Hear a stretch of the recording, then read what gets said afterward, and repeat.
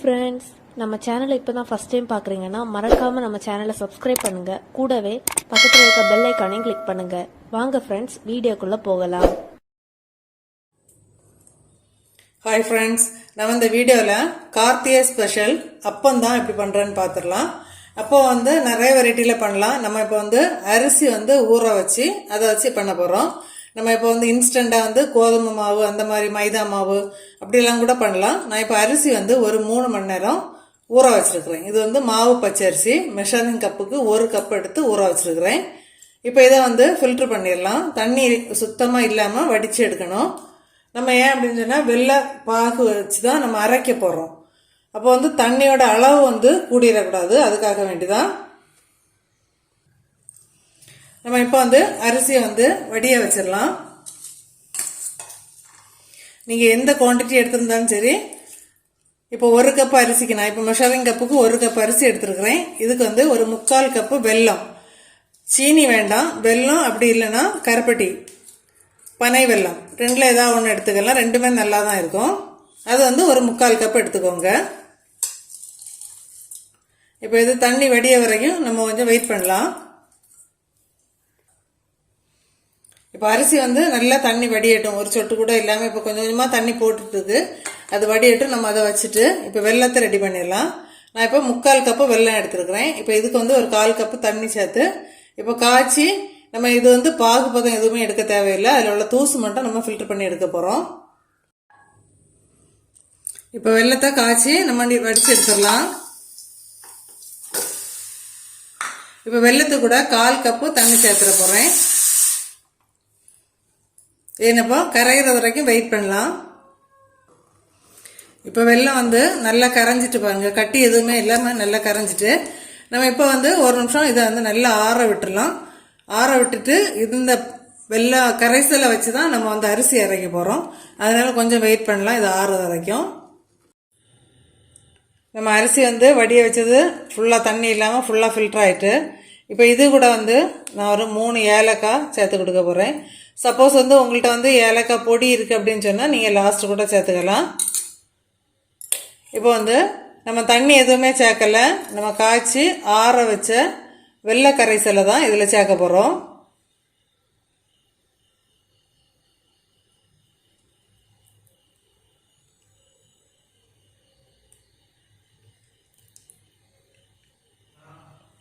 இதில் சேர்த்து கொடுத்துட்டு நம்ம நல்லா நைஸாக இதை இப்போ அரைச்சி எடுத்துகிட்டு வந்துடலாம்.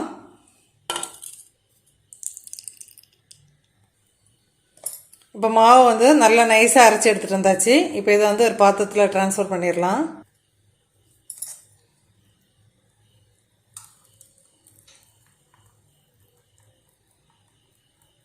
தண்ணி எதுவுமே சேர்த்து கொடுக்க வேண்டாம். நம்ம தேவைப்பட்ட அப்படின்னு சொன்னால் லாஸ்ட்டில் நம்ம 2 ஸ்பூன் சேர்த்து கொடுத்துக்கலாம். இப்போ இதுவே கரெக்டாக இருக்குது. நம்ம இப்போ அரைச்ச மாவு ஒரு பாத்திரத்தில் மாற்றியாச்சு. இப்போ இது கூட ஒரு டேபிள் ஸ்பூன் கோதுமை மாவை சேர்த்து கொடுக்க போகிறோம். நீங்கள் மைதா மாவுனா மைதா மாவு சேர்த்து கொடுத்துக்கோங்க. அது உங்கள் விருப்பம்தான். இப்போ சேர்த்துட்டு இப்போ இதில் கட்டி எதுவுமே இல்லாமல் நல்லா மிக்ஸ் பண்ணிடலாம்.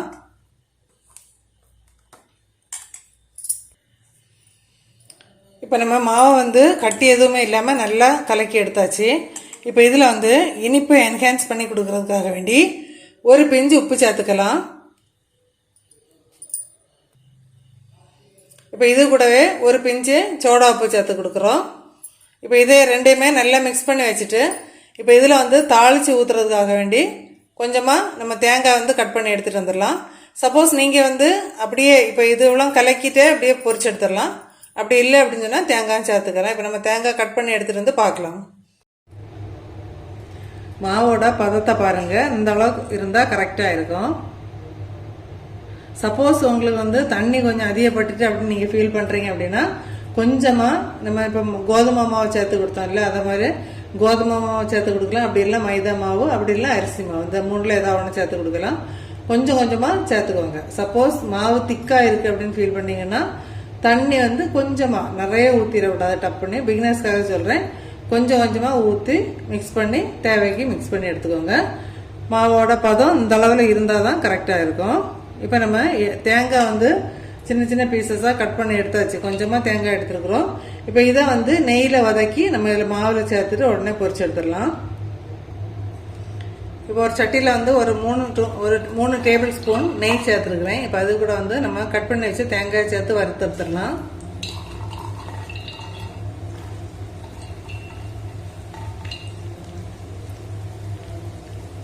இது வந்து கம்பல்சரி இல்லை, ஆப்ஷன் தான். உங்களுக்கு தேவைப்பட்டால் சேர்த்துக்கோங்க, அப்படி இல்லைன்னா ஸ்கிப் பண்ணிக்கலாம். நம்ம இப்போ மாவு மிக்ஸ் பண்ணி வச்சிருக்க இதே பதத்திலே வந்து பொரிச்செடுக்க ஆரம்பிச்சிடலாம். இப்போ வந்து இந்த தேங்காய் வந்து கொஞ்சம் செவக்கட்டும், அது வரைக்கும் வறுத்தெடுக்க போகிறோம். இப்போ தேங்காய் வந்து நல்லா செவந்துட்டு இந்த டைமில் வந்து 1 டீஸ்பூன் அளவு எள்ளு சேர்த்துடுறேன். எள்ளுமே வந்து ஆப்ஷன் தான். நீங்கள் வந்து கருப்பு எள்ளு வெள்ளை எள்ளு எது வேணால் சேர்த்துக்கலாம். நீங்கள் வந்து எள்ளு சேர்க்காமல் இருந்தாலும் ஒன்றும் பிரச்சனை இல்லை. இப்போ வந்து ரெண்டு வந்து நல்லா பொரிஞ்சிட்டு இதை அப்படியே சூடோடு தூக்கி நம்ம வந்து மாவில் சேர்த்துடலாம். இப்போ பாருங்கள், நம்ம பொரிச்சு எடுத்த தேங்காய் வந்து மாவில் சேர்த்துட்டோம். இப்போ இதை வந்து நல்லா மிக்ஸ் பண்ணிடலாம். மிக்ஸ் பண்ணிவிட்டு நம்ம இப்போ அப்பம் பொரிச்சு எடுக்க போகிறோம்.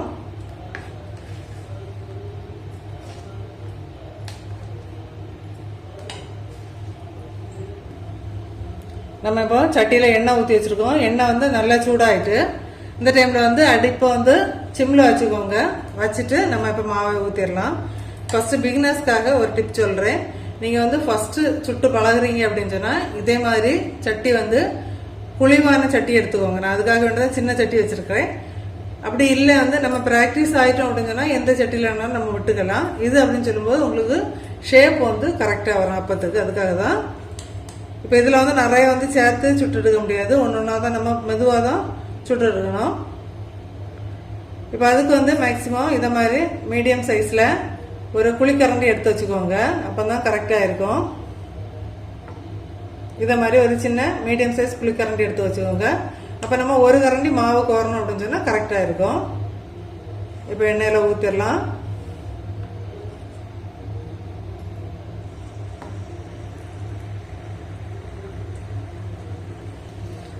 மாவு நம்ம எண்ணெயில் சேர்த்த பிறகு கொஞ்சம் மீடியம் ஃப்ளேமில் வச்சுக்கோங்க.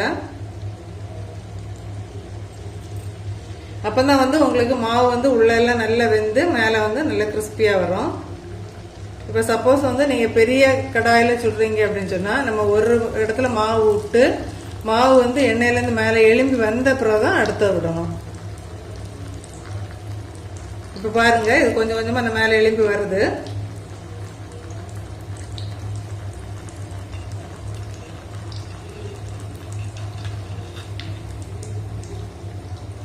இதில் வந்து இப்படி மேலே வந்து கொஞ்சமாக இப்படி எண்ணெய் சேர்த்துக்கோங்க.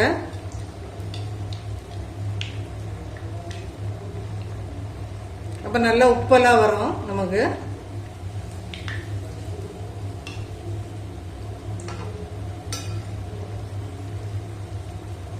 இதே இது நம்ம வந்து கருப்பட்டி சேர்த்து பொரிக்கிறோம் அப்படின்னு சொன்னால் அப்போ வந்து கலரே வந்து கொஞ்சம் கருப்பு கலரில் இருக்கும்.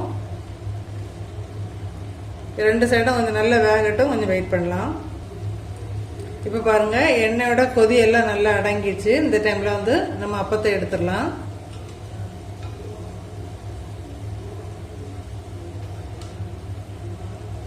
பாருங்கள் எவ்வளோ சூப்பராக ரெடியாக இருக்குது அப்படின்னு சொல்லிட்டு நம்ம இதே போல் மீதி இருக்க மாவு அவ்வளோத்தையும் பொரிச்சு எடுத்துடலாம்.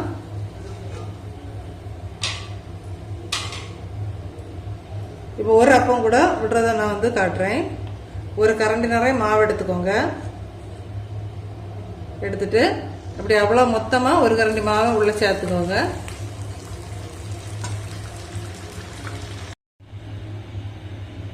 இப்போ ஒன்று கூட ஊற்றி காட்டுறேன்.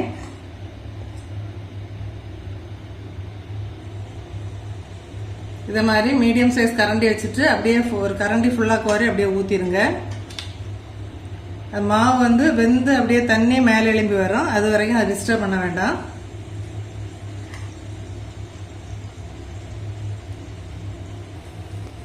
இப்போ பாருங்கள், மாவு வந்து மேலே எழும்பி வந்துட்டு ஒரு சின்ன கரண்டி எடுத்து லைட்டாக அப்படியே மேலே கொஞ்சம் எண்ணெய் கோரி ஊற்றிக்கோங்க. மேலே இருக்க சைடு மாவும் கொஞ்சம் வெந்துடும். அதுக்கப்புறமா இதை போல் மறைச்சி போட்டுடலாம். இந்த எண்ணெய் வந்து கொதி அடங்கின அப்புறம் நம்ம எடுத்துடலாம். இப்போ நம்ம வந்து சின்ன சட்டியில் வச்சுருக்கிறதுனால தான் ஒன்று ஒன்றா பொரிச்சு எடுக்கிறோம். இதே இது கொஞ்சம் பெரிய பாத்திரம், ஒரு பெரிய சட்டி வச்சுருக்கோம் அப்படின்னா நம்ம வந்து 2-3 சேர்த்து எடுக்கலாம். கொஞ்சம் ஒரு நிமிஷம் வெயிட் பண்ணலாம், அந்த எண்ணெய் கொதி அடங்கட்டும். அது ஒருக்கா கூட நம்ம திருப்பி போட்டுக்கலாம். நம்ம வந்து 2 சைடும் புரட்டி வெந்தோடனே எடுத்துட்டோம். இப்போ பாருங்க, சூப்பராக உப்பலாக மேலே வந்து நல்லா கிறிஸ்பியாக இருக்கும், உள்நாடி வந்து நல்லா சாஃப்டாக இருக்கும். பாருங்க எவ்வளோ சாஃப்டாக இருக்குது அப்படின்னு சொல்லிட்டு.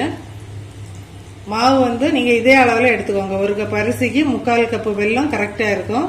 தண்ணி வந்து மீடியமாக வச்சு நீங்கள் வந்து வெல்லம் கரைச்சிக்கோங்க.